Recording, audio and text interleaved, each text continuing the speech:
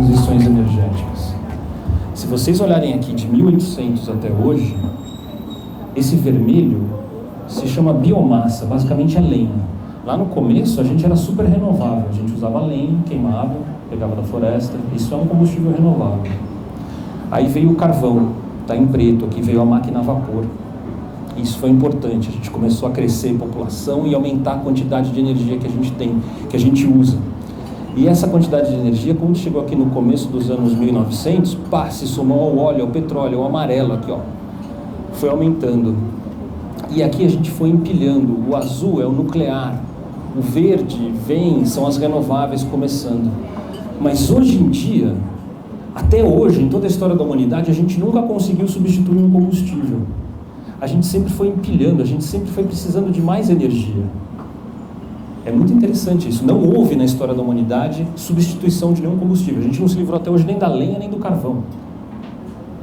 Então, esse é o tamanho do desafio da gente mudar um sistema de combustíveis fósseis para o limpo. E por que isso aconteceu? A gente, humano, a gente continua comendo a mesma coisa. Ou seja, a nossa energia, o tanto de caloria que a gente usa é o mesmo até hoje. Para onde vai tudo isso de combustível? Vai essencialmente para nos transformar em super-heróis. Por quê? Hoje a gente consegue andar pela cidade a 50 km por hora, a gente consegue viajar para outro país a quase 1000 km por hora, a gente consegue levantar toneladas com máquinas. Basicamente, esses combustíveis estão empurrando a nossa economia para que a gente seja e faça muito mais do que a natureza deixou a gente fazer, só com as nossas próprias forças. É muito interessante pensar dessa maneira e vai ser muito difícil a gente conseguir mudar. A proposta, e uma das alternativas que existem, é o hidrogênio. Essa daqui é uma imagem do James Webb. O hidrogênio é simplesmente o menor elemento que existe no universo. Ele é o elemento químico mais abundante que existe no nosso universo, é o hidrogênio. Esse aí é um pedaço do nosso universo, um pedacinho que a gente viu recentemente. E aí está aí o hidrogênio, ele é o menor, ele precisa de um próton e de um elétron. Você tem um hidrogênio, é o elemento primeiro da tabela periódica, e a gente tem aqui o nosso vizinho, aqui o Sol, que é simplesmente uma máquina de transformar hidrogênio em hélio que gira a energia que a gente tem.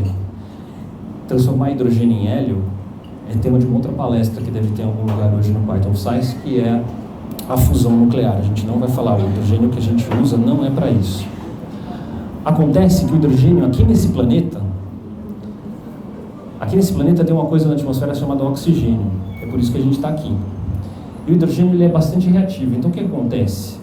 O hidrogênio na Terra, ele virou um óxido. O óxido de hidrogênio aqui é a água, é o H2O, oxidou a água. Então, o hidrogênio muito abundante está na forma de água no nosso planeta. E também na forma de metano, é uma outra molécula que a gente tem bastante, é o gás natural, um bom componente do gás natural, CH4. E é esse metano que a gente usa hoje em dia para fazer uma reação química que produz hidrogênio. O metano, ele vem do gás natural, ele vem junto com o petróleo muitas vezes, é um fóssil. Então, o hidrogênio que a gente usa hoje no mundo para várias aplicações, mas não tanto para energia como a gente está querendo fazer, ele é, na verdade, proveniente do metano. A gente faz uma reação química chamada reforma a vapor e produz hidrogênio. E com isso, a gente tem aqui no arco-íris do hidrogênio o tal do hidrogênio cinza. Então, hoje em dia, o hidrogênio não é renovável, ele vem do metano, do gás natural. E ele é usado aonde? O que a gente faz com o hidrogênio que tem por aí hoje? O hidrogênio é usado no próprio refino do petróleo. Majoritariamente, o hidrogênio hoje, curiosamente, ele é usado para produzir amônia. E vocês sabem por que a gente produz amônia?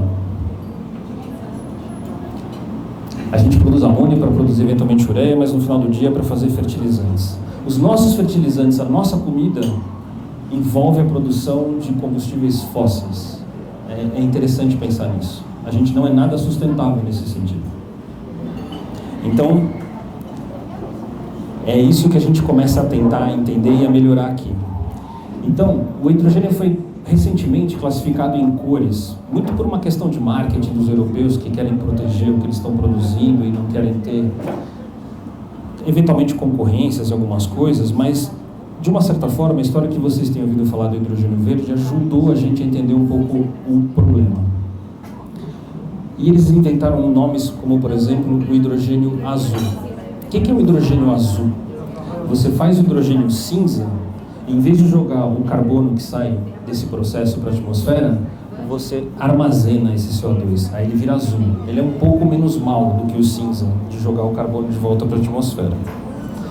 Mas o que a gente está querendo fazer aqui é um hidrogênio que não envolve nenhum carbono. A gente quer usar, na verdade, um hidrogênio que venha da água.